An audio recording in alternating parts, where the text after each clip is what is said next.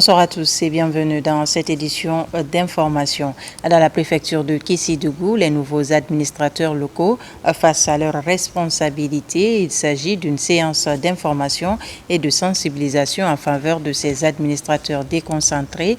L'objectif est de les outiller sur la bonne gouvernance pour le développement de leur localité. Le programme est initié par les autorités préfectorales de Késidougou. Reportage de Souleymane Piaté et Marwan Kamara. L'autorité préfectorale de Késidougou à la rencontre des sous-préfets, présidents des délégations spéciales et présidents des districts relevant de sa juridiction.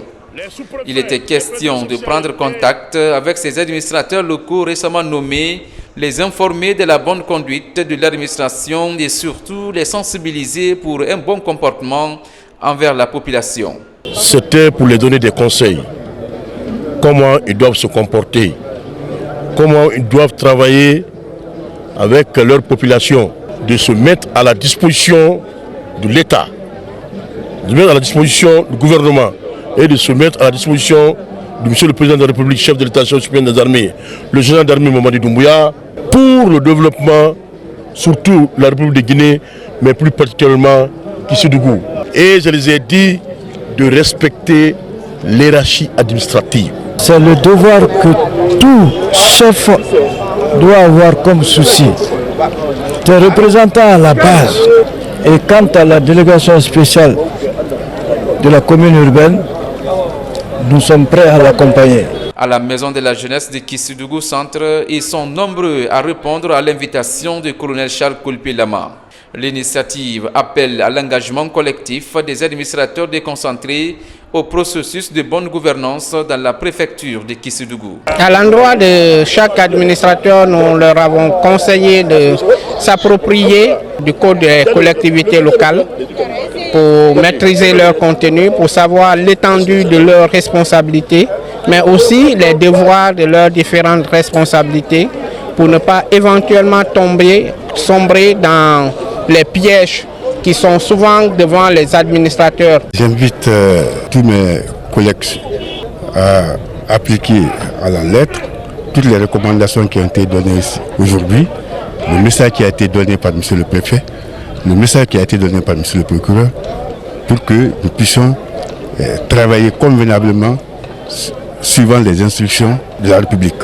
Cette démarche constitue une feuille de route pour ces responsables locaux afin de les mettre face à leurs responsabilités, de promouvoir et renforcer l'harmonie tout en favorisant le développement économique, social et culturel de leur communauté.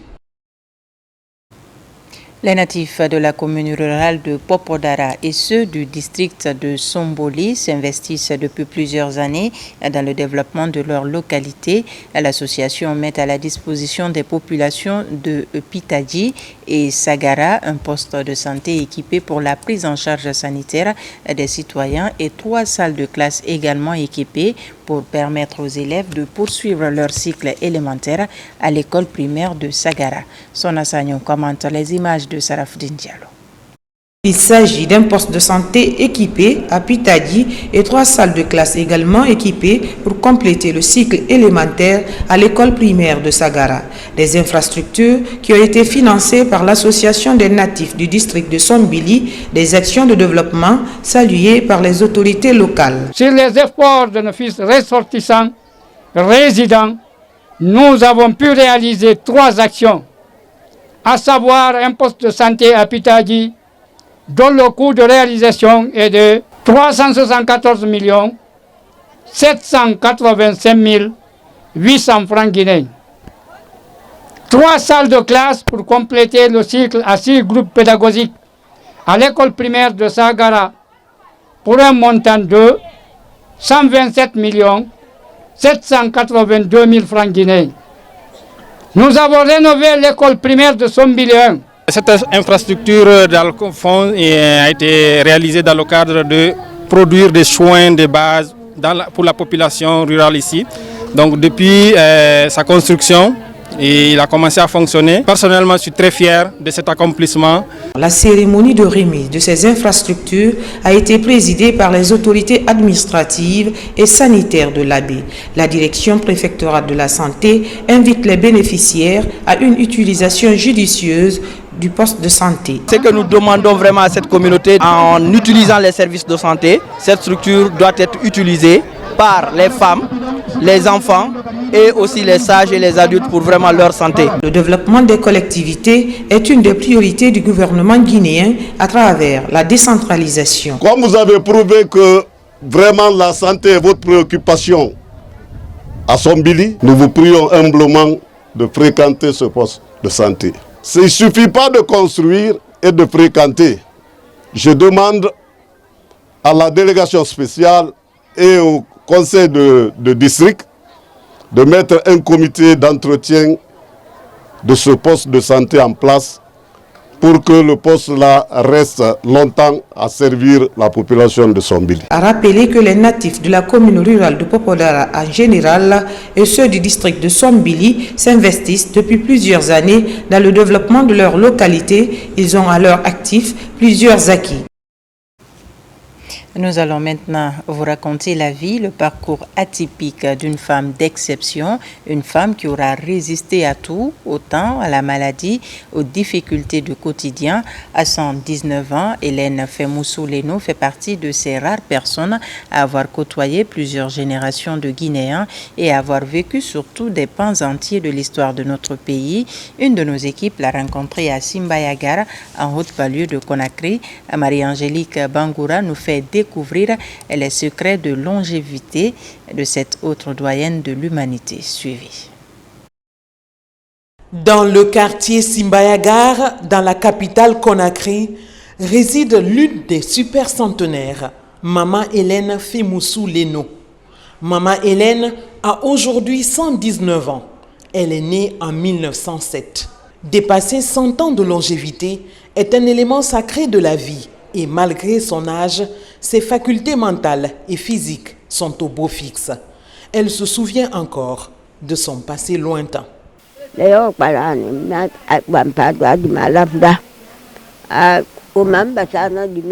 de mes souvenirs était l'avion. J'étais toute petite lorsque le chef de canton d'alors nous avait expliqué qu'un jour, il y aura un véhicule qui allait sillonner le ciel. Le jour où on avait vu cet avion, on courait, on essayait de le suivre toute innocente et on était content avec nos amis. Je me rappelle aussi qu'on ne portait ni chaussures ni habits. On tissait juste un morceau de tissu pour couvrir les parties intimes. Née dans le village de Kissi-Dialakoro, dans la sous-préfecture de Bangbandou, préfecture de Kissi-Dougou, la super centenaire Hélène épouse un ancien combattant avec qui elle eut 7 enfants, dont 3 filles. Elle aussi est issue d'une famille de 7 enfants, dont une fille. C'est elle, la seule fille de ses parents. Pour elle, la grâce de Dieu s'est répandue dans sa vie dès les premières heures. Elle se souvient encore de sa vie de jeunesse.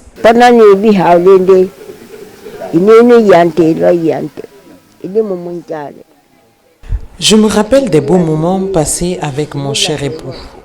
Mon mari était une bonne personne, il ne m'a jamais humiliée, il ne m'a jamais battue.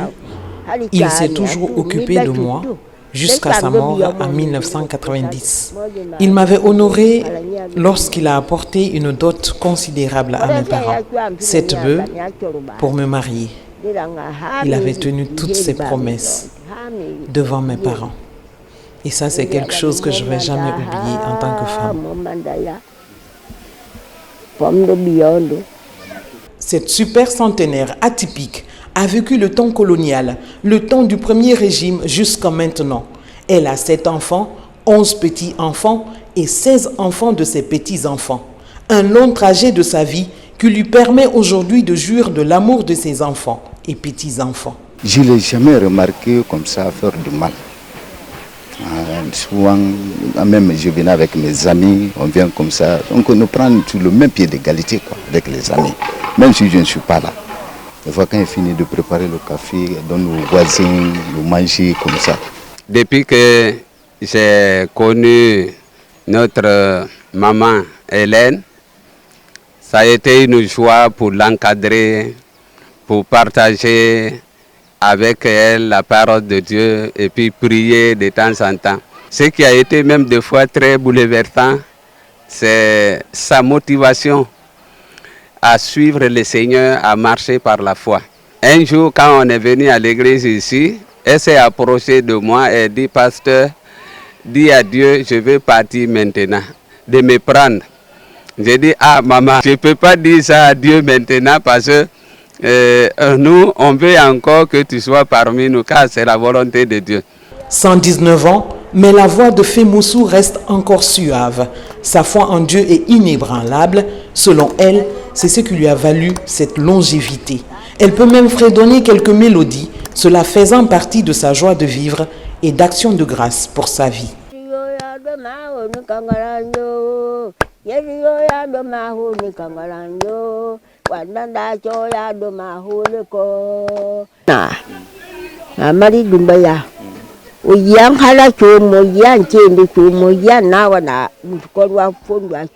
Son mari était un ancien combattant, mais aujourd'hui, il n'est plus avec son mari. Son mari est décédé.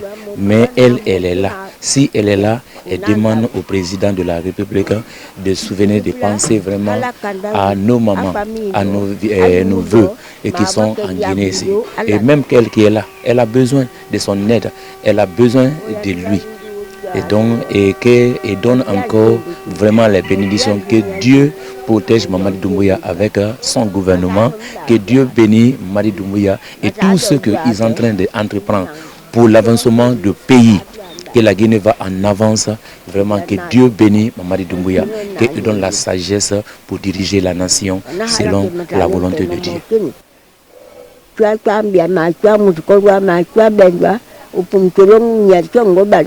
L'une des super centenaires, Maman Hélène Fémoussou Leno, ne manque pas ses obligations religieuses à l'Assemblée de Dieu de Simbayagar. Elle se fait entourer par les fidèles, les voisins et toute sa famille.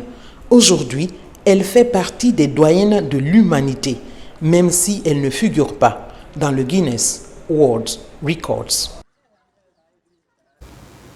Et pour finir à l'international, l'actualité reste dominée par le retour à la Maison-Blanche de Donald Trump. Le républicain a été investi hier au Capitole en devenant le 47e président des États-Unis. Donald Trump a réussi son pari après avoir quitté le bureau ovale en 2020 suite à sa défaite électorale face à Joe Biden.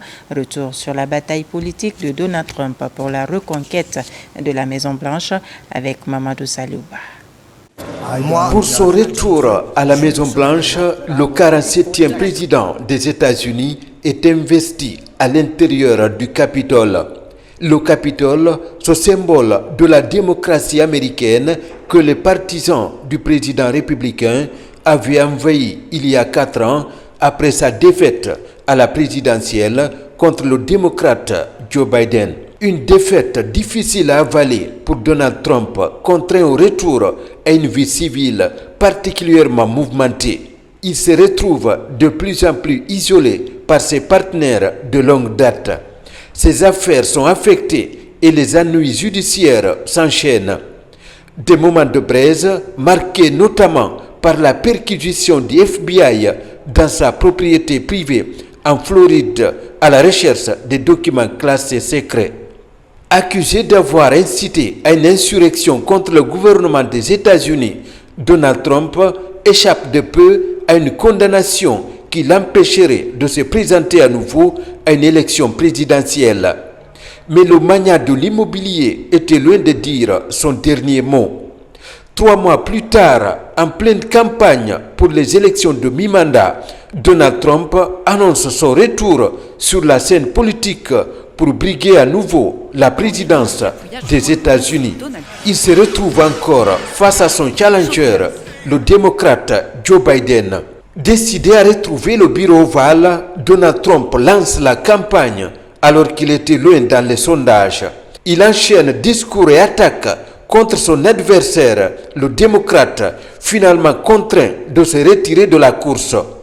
Un tournant radical dans la campagne, Donald Trump se retrouve face à Kamala Harris, plus jeune et plus prolifique.